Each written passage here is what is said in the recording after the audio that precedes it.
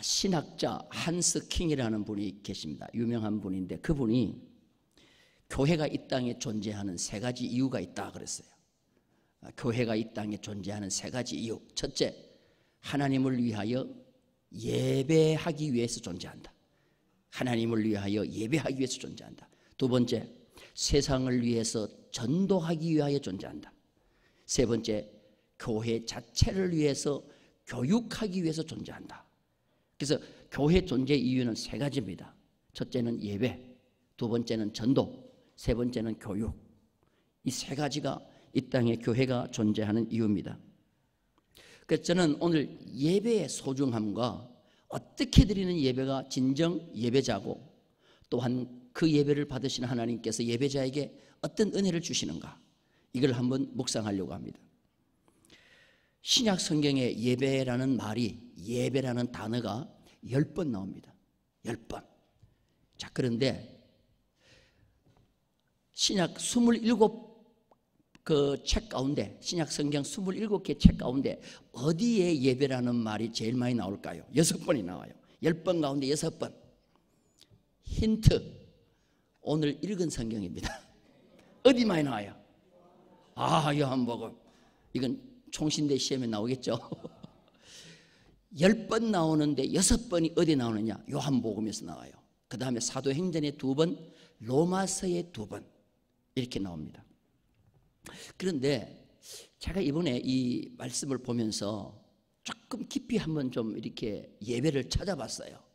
찾아봤는데 요한이 쓴 6번의 예배라는 말과 단어와 그 다음에 바울이 로마서에서 쓴 예배라는 말이 우리는 예배라는 말로 똑같이 한글로 번역했는데 헬라어 원문을 보니까 틀려요. 완전히 틀려요. 그런데 그 틀린 이유가 있어요. 아주 중요한 건데 여러분들 오늘 좀 생각 한번 마음속에 새기기 바랍니다.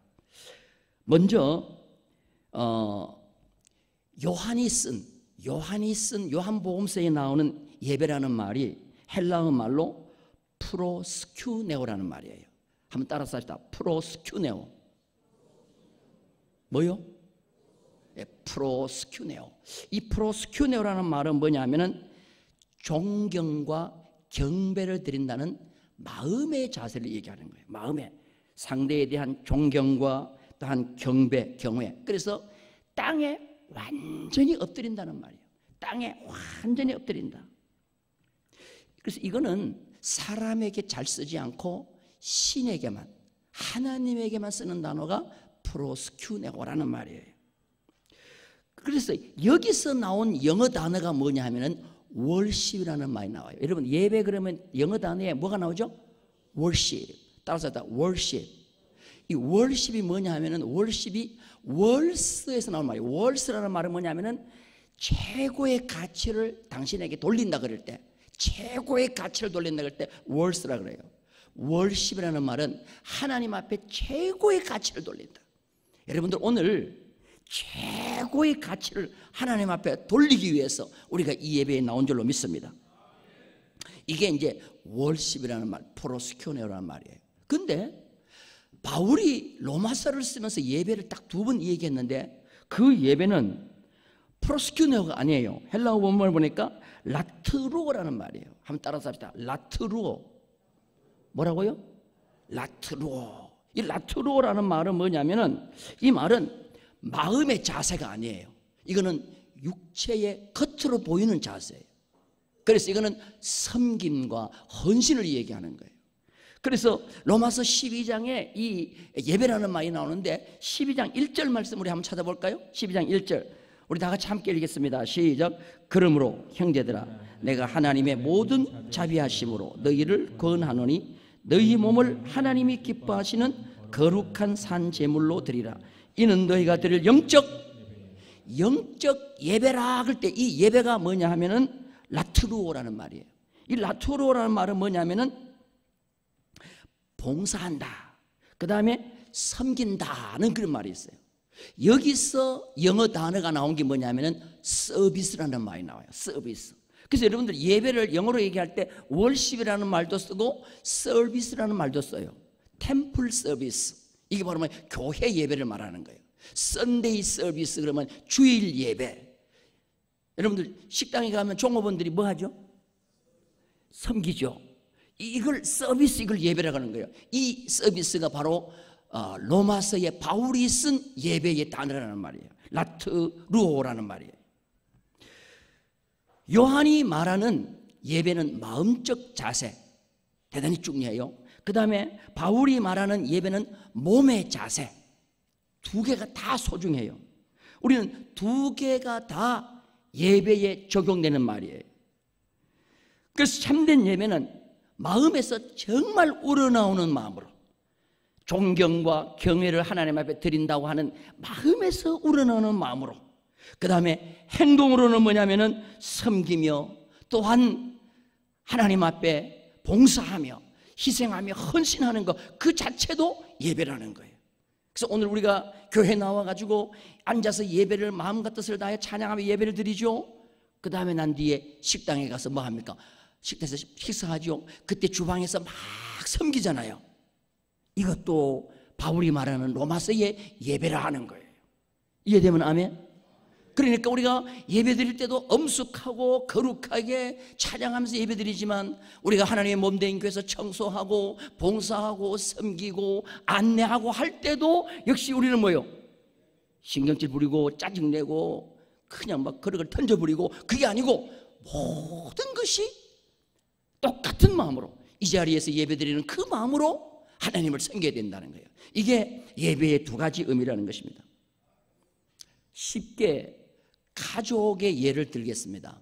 자녀가 부모를 잘 섬기고 효도하고 끝까지 잘 모셔야 되잖아요. 그래서 자녀가 부모를 모시는 것에는 두 가지 이유가 있어요. 정말 부모를 존경하고 사랑하기 때문에 부모를 모시는 자녀가 있고, 부모가 굉장히 좀 재산이 많아, 물려줄 게 많아, 근데 자식들은 여러 명이야. 내가 잘 모셔야 나에게 돌아올 게 많을 것 같아. 그러니까 자기 욕심 때문에 부모를 잘 모시는 부모, 자식이 있어요. 자, 여러분들, 부모라는 그 이유 때문에 존경하고 사랑하고 섬기고 모시는 그 자녀가 복을 받겠어요? 아니면 자기에게 돌아올 유산을 생각해서 부모를 잘 섬기는 자식이 복을 받겠어요? 1번이요 2번이요? 전자요 후자요? 예배도 마찬가지라는 거예요. 예배도 우리가 하나님 그 자체, 하나님께서 온 우주 만물을 창조하시고 세상의 많은 사람들 가운데 나를 구별하여 하나님의 자녀 삼아주셔서 오늘 또 불러주시니 그 은혜 고맙기 때문에 하나님 앞에 순수한 마음으로 오늘 나와서 예배 드릴 때 하나님은 그 자의 예배를 받아주시고 그 자에게 은혜와 복을 주실 줄로 믿습니다. 어떤 책에 보니까 이런 얘기가 있어서 참 감동이 됐어요. 신문 광고에 아버지를 팝니다는 광고가 나왔어요. 아버지를 팝니다. 그런데 아버지에 대한 간단한 소개가 있어요. 아버지는 고령에 몸을 잘 움직이지 못하는 몸이 불편하신 분입니다. 이 아버지를 팝니다. 근데 얼마에 파느냐? 10만 원에 팝니다 라고 나왔어요. 신문에. 여러분들, 이 신문에 광고가 나니까 사람들이 야, 말세다, 어떻게 지 애비를 파냐, 그것도 늙어서 움직이지도 못하는 어떻게 아버지를 파냐, 세상 말세다, 다 됐다. 그런데 그 광고를 본 젊은 부부가 있었어요. 가난한 부부가. 그 광고를 보자마자 두 부부는 의논을 합니다. 여보, 우리 이 아버지 삽시다. 우리 이 아버지 삽시다. 우리 엄마 아버지 일찍 돌아가시고 부모 모시고 사는 건 얼마나 부러웠습니까? 우리 생활은 넉넉하지 못하지만 우리 이 얼마나 힘들면 부모를 팔겠습니까? 그러니 우리 10만 원 주고 이 아버지 삽시다. 그래서 10만 원을 만들어 가지고 주소지를 찾아갔어요. 찾아가니까 집이 그럴듯한 집이에요. 어려워서 부모를 팔 집이 아닌 것 같아요. 그래서 문을 뚝뚝 두드리니까 할아버지가 나오는 거예요. 왜 왔냐고? 예, 아버지를 사러 왔습니다. 들어오라고. 아버지를 왜 살려고 하냐? 늙고 병들고 움직이지 못한 아버지를 왜 살려고 하느냐? 예, 저희들은 일찍이 부모님을 여의고 부모님을 모시고 사는 분이 그렇게 부러웠습니다. 그래서 시기만 오면 때만 되면 반드시 부모를 좀 사서 부모를 좀 모시고 내가 살려고 했는데 마침 부모님을 판다고 하니 사러 왔습니다. 돈을 내놓으시오. 그러니까 돈을 10만 원 딱 내놓으니까 나도 좀 정리할 것이 있으니까 일주일 뒤에 오시오. 그래서 이 부부가 일주일 뒤에 다시 갔더니 이 할아버지가 그 부부가 오니까 너무너무 반갑게 맞으면서 어서 와라.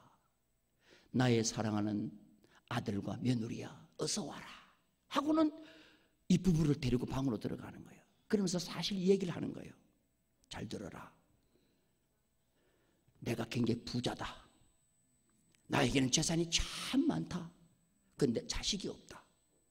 근데 내가 자녀를 하나 입양하기 위해서 입양한다고 광고를 내면은 내 재산을 탐내서 수많은 자녀가 되겠다는 사람이 올 것 같다.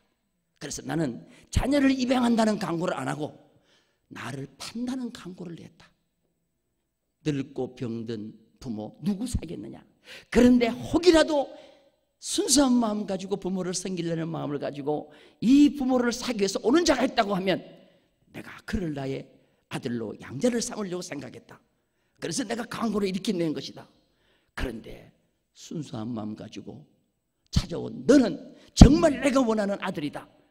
오늘부터 너는 내 아들과 내 며느리가 됐다. 내 재산이 모두가 다 네 거다. 할렐루야. 오늘부터 여러분들 눈을 크게 뜨고 신문 광고를 보기 바라겠어요. 아버지를 팝니다 그러면 선착순으로 달려가게 바라겠어요. 근데 이런 광고는 안 나올 것 같아요. 이건 한편의 하나의 이야기인 것 같아요. 여러분, 자, 이 젊은 부부가 아버지를 산 것은 이득 때문에 자기 욕심 채우기 위해서예요? 아니면 순수한 마음이에요? 이걸 하나님이 보신다는 거예요. 우리가 하나님 앞에 예배 드릴 때 이런 마음을 가지고 예배를 드려야 된다는 거예요. 믿으시면 아멘? 예배를 잘 드리면 하나님께서 은혜를 주시고 우리에게 복을 주실 줄로 믿습니다. 그런데 그게 목적이 아니라 나는 이미 하나님께로부터 받은 은혜가 많고 하나님의 은혜로 내가 예수를 믿고 천국 가게 됐으니 나는 이것으로도 만족한데 내가 그렇기 때문에 하나님 앞에 순수한 마음으로 내가 예배를 드리기 위해서 오늘 온 몸과 마음을 다 가지고 하나님 앞에 엎드리는 마음으로 와서 예배를 드리니 이 예배를 받아 주옵소서 하면 하나님께서 이 예배도 받으실 뿐만 아니라 너는 내 아들이다. 할렐루야. 그렇게 인정하시고 우리에게 필요한 모든 것 넘치게 채워주실 줄로 믿습니다. 우리가 하나님 앞에 참된 예배를 드리는 것은 바로 오늘 이런 마음이에요. 우리가 마음과 그 다음에 우리 온몸을 다해서 하나님 앞에 예배를 드리는 것이 참된 예배인 줄로 믿습니다. 그래서 오늘 말씀을 보세요. 하나님은 어떤 사람을 찾는다고 했냐면 예배 드리는 자를 찾는다 그랬어요. 예배 드리는 자를 찾는다. 오늘 하나님의 찾음에 여러분이 다 드러나는, 하나님의 찾음에 여러분들이 다 선정되는 그런 역사가 있기를 주님의 이름으로 축원합니다. 예수님이 사마리아 성을 이제 지나가게 됐습니다. 그리고 사마리아 성에 수가라고 하는 동네가 있습니다. 낮 12시인데 우물가에 예수님이 가셨어요. 마치 약속한 것처럼 예수님이 우물가에 가니까 한 여자가 물을 뜨러 나왔어요. 그런데 그 여자에게 예수님께서 먼저 말을 걸었어요. 그 여자에게 예수님께서 너 이 물 먹으면 계속 목마르지? 내가 주는 물을 한번 먹어볼래? 그러니까 이 여자가 눈이 반짝 뜨이는 거죠. 매일 물 들어와야 되는데 한 번 먹으면 영원히 목마르지 않는 물이 있다고 하니까 그 물이 뭡니까? 그 물은 내가 주는 물이야. 내가 주는 물을 먹어. 그러니까 그 물을 내게 주세요. 다시는 물 들어 여기 안 오게 내 물, 그 물을 주세요. 그랬어요. 그때 예수님께서 뭐라고 말했느냐 하면 그 여자 보고 내 남편을 데려와 그랬어요. 내 남편을 데려와. 따라서 합시다. 내 남편을 데려와. 그러니까 이 여자가 내 남편이 없습니다 그러는 거야. 그게 예수님께서요 정확하게 아셨어요. 맞다. 네가 남편이 없다. 그런데 이 여자에게는 남편이 있었어요. 지금까지 남편 5명의 남편과 살면서 바꿨어. 남편 5을 바꿨어. 살다가 싫으니까 바꾸고 또 바꾸고 또 바꾸고. 지금은 몇 번째 남편과 사느냐 하면 6번째 남편이에요. 따라서 합시다. 대단하다. 아이고, 한 명 남편하고 사는 것도 힘든데 몇 번째요? 6번째요. 여러분, 6이라는 숫자가 대단히 중요해요. 6이라는 수는 인간의 수입니다. 7이 완전수인데 완전수에 하나 못 미치는 인간의 최대한 노력하는 수가 6이에요. 6. 그러니까 이 여자는 6번째 남편을 바꿨는데도 만족하지 않아. 따라서 합시다. 만족한 삶은 남편 바꾼다고, 아내 바꾼다고 정신 차리고 대답하세요. 된다. 또 된다고 따라하는 분도 계시네. 여러분, 세상의 것 바꾼다고 내가 만족하느냐? 그럼 막 바꾸죠. 그렇지 않습니다. 7번째가 남았는데 남편, 그 7번째 남편이 누구냐? 내가 너의 남편이 되어준다. 예수님이 우리의 남편이 되어주면 그때부터는 뭐요? 바꾸지 않아도 될 영원한 만족을 우리에게 주실 줄로 믿습니다. 그 7번째 자리가 비어있는데 그 자리에 내가 들어가면 너는 영원히 목마르지 않는 만족함을 가지는 여자가 된다는 그런 의미가 그 속에 있는 거예요. 이해되면 아멘? 그러니까 이 여자가 깜짝 놀라는 거예요. 아니, 내 비밀을 어떻게 이렇게 잘 아냐 이기죠. 그러면서 이 여자가 고백하기를 뭐라고 고백하냐? 당신은 보니까 보통 사람이 아니라 선지자로서이다 그러는 거예요. 따라서 합시다. 선지자로서이다. 그러면서 이 여자가 그 예수님에게 질문을 하나 해요. 자꾸 남편이 얘기하니까 지금 속이 지금 그래도 굉장히 많이 찔려. 남편 6 바꾸는 거 이야기가 찔려가지고 대화를 확 뭐로 바꾸냐? 예배로 바꾸는 거예요. 예배로 바꾸면서 그러면 당신 대답을 하세요. 예배를 하나님께 드린다고 하는데 이 산, 사마리아에 있는 이 산에서 예배를 드려야 됩니까? 아니면 예루살렘에 있는 모리아 산에서 예배를 드려야 됩니까? 하고 예배를 드려야 될 장소를 물어요. 자, 우리 성경 한번 봅니다. 요한복음 4장 21절. 요한복음 4장 21절. 다 같이 큰 소리를 읽습니다. 시작. 예수께서 이르시되 여자야 내 말을 믿으라. 이 산에서도 말고 예루살렘에서도 말고 너희가 아버지께 예배할 때가. 자, 이 말씀을 그대로 띄워두세요. 이 말씀을 그대로 띄워두세요. 자, 이 산에서도 말고 예루살렘에서도 말고 너희가 아버지께 예배할 뭐가 와요? 여러분, 지금 이 여인은 물은 게 장소를 물었어요? 타임을 물었어요? 장소를 물었죠. 어느 장소입니까? 이 산입니까? 저 산입니까? 근데 예수님은 장소를 대답했어요? 아니면 때를 대답했어요? 장소가 중요한 게 아니고 뭐가 중요하다? 새로운 예배가 시작될 때가 이르렀다. 이제 곧 새로운 예배가 오는데 그 새로운 예배가 뭐냐면은 예수 그리스도를 통하여 새로운 예배가 이루어진다는 거예요. 할렐루야. 그래서 구약에는 예배의 장소가 중요했어요. 구약에는 예배의 장소가 예루살렘 성소가 하나밖에 없었지 않습니까? 예루살렘 모리아 산에 있는 솔로몬이 세운 그 성전에 가서 예배를 드려야 돼요. 그런데 신약에 와서는 장소가 중요한 게 아니고 더 중요한 것이 있는데 뭐냐면은 예수 그리스도를 통하여 드리는 예배가 소중하다는 거예요. 자, 왜 장소에 문제가 나왔느냐 하면은 여러분 잘 보세요. 이스라엘의 역사를 좀 아셔야 되는데 바벨론 70년 포로 생활을 마치고 난 뒤에 고레스 왕이 갑자기 예루살렘으로 이스라엘 백성들을 다 돌려보내고 예루살렘에 가가지고 성전을 세우라 그래요. 너희들 소원이 성전 세우는 것이 소원이니까 성전을 세워라. 그래서 그때 올라와서 성전을 세운 선지자가 누구냐 하면은 스룹바벨이에요. 따라서 스룹바벨. 그 스룹바벨이 올라와가지고 성전을 딱 지으려고 하니까 누가 와서 같이 짓자고 하느냐 하면은 사마리아 사람들이야. 사마리아 사람을 성경에는 원수, 대적이라고 표현했어요. 이 사마리아 사람은 유대 민족과 원수 관계에 있고 대적 관계에 있는데 이들이 오더니 뭐라고 하느냐? 우리도 같이 성전 건축에 동참하겠다고 그래요. 그러니까 스룹바벨이 아니다. 이 성전은 너희들이 짓지 못한다. 이 성전은 우리만 짓겠다고 하고 사마리아 사람들을 몰아내버려요. 그러니까 이 사마리아 사람들이 굉장히 분노하고 나가가지고 자기들만의 예배 처소를 삼았는데 그게 바로 뭐냐면 그리심산에서 예배를 드렸어요. 그래서 사마리아 사람들은 그리심산에서 예배를 드리고 이스라엘 백성들은 예루살렘 모리아산에서 예배를 드리는 두 예배 처소가 생기게 된 거예요. 그러니까 이게 사마리아 여자가 살고 있는 곳이 사마리아 지역이니까 우리는 이 산 그리심산에서 예배를 드렸는데 당신은 다른 모리아산 예루살렘에 예배를 드린다고 합니다. 어디서 드려야 됩니까? 라고 묻는 거예요. 그때 예수님께서 말씀하신 게 뭐냐면은 예배는 장소가 중요한 것이 아니다. 그보다 더 중요한 것이 있는데 뭐냐면은 새로운 예배가 시작된다는 거예요. 그러면서 하나님이 원하신 예배가 뭐냐 하면, 자, 우리 성경 봅니다. 4장 23절입니다. 다 같이 23절, 24절 읽겠습니다. 아버지께 참되게 예배하는 자들은 영과 진리로 예배할 때가 오나니 곧 이때라. 아버지께서는 자기에게 이렇게 예배하는 자들을 찾으시니라. 하나님은 영이시니 예배하는 자가 영과 진리로 예배할지니라. 자, 우리는 여기서 주님이 이 여인에게 무엇이 예배에 있어서 중요한 것인가를 잘 가르쳐 주었어요.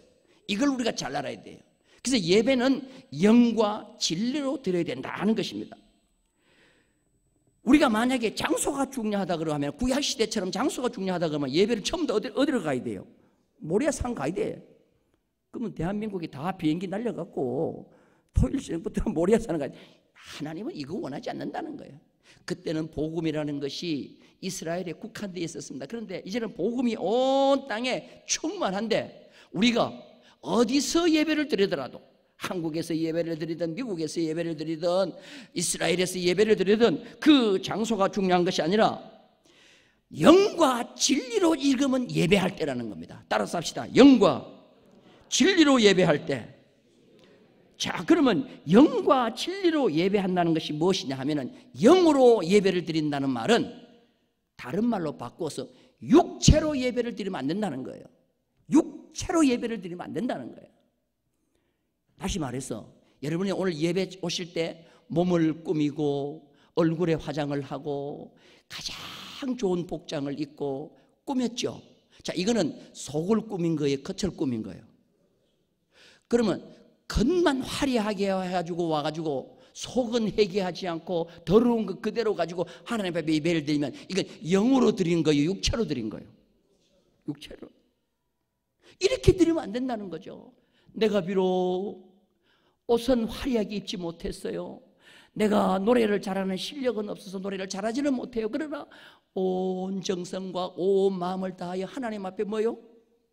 내 마음을 쏟아 놓으면 이것이 바로 무엇으로 드리는 예배냐면 영으로 드리는 예배인 줄로 믿습니다. 그래서 구약에 예배를 드릴 때 인간적으로 예배를 드리면 안 된다는 것을 성경이 잘 가르쳐 준 것이 있습니다. 그게 바로 뭐냐 하면은 출애굽기 20장에 모세한테 가나안 땅에 들어가서 제단을 쌓을 때는 이렇게 쌓으면 안 된다라고 가르쳐 준 것이 있어요. 자, 우리 성경 한번 봅니다. 출애굽기 20장 24절부터 26절까지입니다. 다 같이 읽겠습니다. 시작. 네가 토단을 쌓고 그 위에 내 양과 소로 내 번제와 화목제를 드리라. 내가 내 이름을 기념하게 하는 모든 곳에서 내게 임하여 복을 주리라. 25절.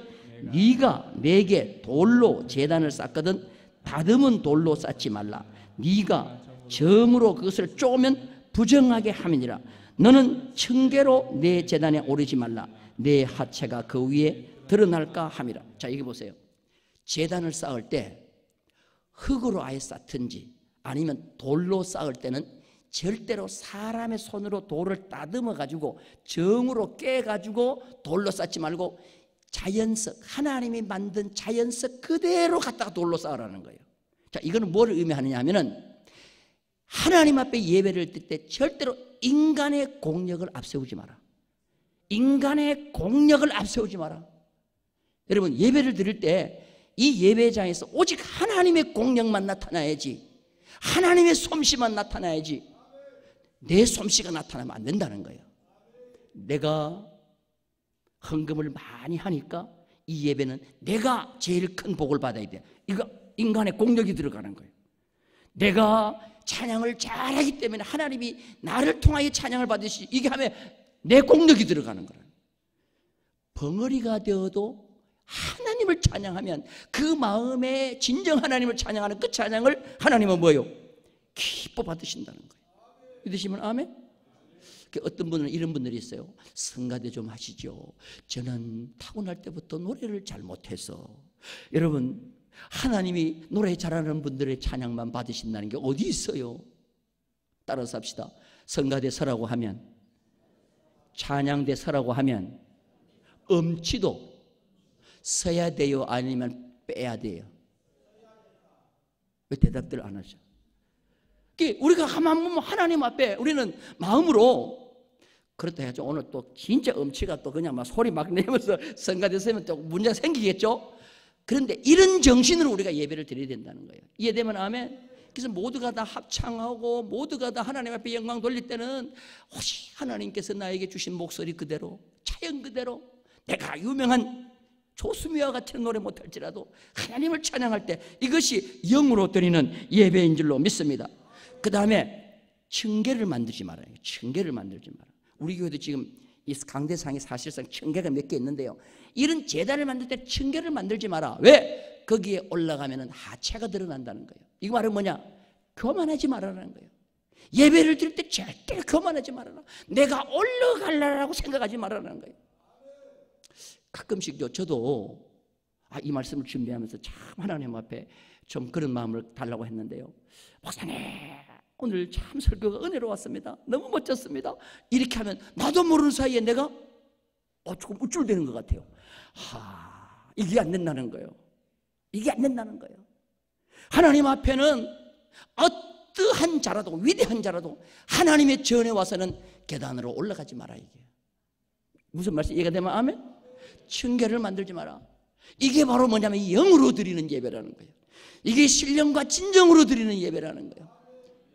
우리는 하나님 앞에 섰을 때 모든 예배자는 다 뭐예요? 동일한 거예요. 동일한 거. 그래서 우리는 예배를 드릴 때 순수한 마음을 가지고 오직 내 마음과 내 정성을 다하여 하나님이 받으시는 이 예배에 최선을 다하는 정성된 마음을 가지고 힘을 다하여 드릴 때 하나님이 그 예배를 받으신 줄로 믿습니다. 따라서 합시다. 예배에, 참된 예배에, 이게 신령과 진정으로 드리는 이 참된 예배에 뭐를 걸어라? 육체의 예배를 드리는데 목숨 걸 필요 없어요. 내가 오늘 제일 우리 교회에서 멋진 옷을 입고 가야지. 그거는 육체에 그는 목숨 거는 거예요. 그게 아니라 내가 오늘 가장 영적으로 진리로 하나님 앞에 내가 예배 드리는 자가 되어야 되겠다. 그런 마음을 가지고 오는 자가 되어야 될 줄로 믿습니다. 제가 지난번에 목회하던 곳에 참 내 후배 목사님 가운데 일산에 한 목사님이라고 계셔요. 나는 그 목사님이 자녀 교육을 참 너무 잘 시켰어요. 그리고 참 너무 간정을 듣고 도전을 받아서 그 학생을 데려다가 우리 교회 그냥 학생부 수련회 하면서 강사로 내가 써서 간정을 시켰어요. 한번 들어보세요. 그 한 목사님이 딸이 하나요. 딸이 하나. 외동딸인데 그 딸을 놓을 때 이제 사모님이 아기를 낳을 때가 됐는데 하나님 앞에 이런 약속을 한 거예요. 하나님 앞에. 하나님, 내 딸은 위대한 사람 되는 거 원하지 않습니다. 하나님 앞에 예배의 목숨을 거는 딸이 되기를 원합니다. 그래서 하나님, 내 딸은 태어나서 일평생 동안 공예배, 주일 낮 예배, 주일 찬양 예배, 수요 예배, 이 공예배 세 가지는 한 번도 결석하지 않게 해주옵소서. 이렇게 하나님 앞에 기도한 거예요. 그런데 사모님이 아기를 출산했는데 무슨 요일에 낳냐 하면 화요일 날 아기를 낳았어. 화요일 날. 그럼 하룻밤 지나고 나면 오후가 뭐요? 수요 저녁이잖아. 그런데요, 그 산모가 퉁퉁 부은 산모가 그 아기 금방 난 하루밖에 안 된 애를 데리고 이제 공예배 참석해야 되니까 그 병원 가장 가까운 교회로 갔는 거예요. 이 안고. 여러분 대단해 안 대단해? 대단한 거죠. 근데 얘가 학교를 다니다가 사고가 나가지고 다리를 다쳐가지고 기부스를 했어.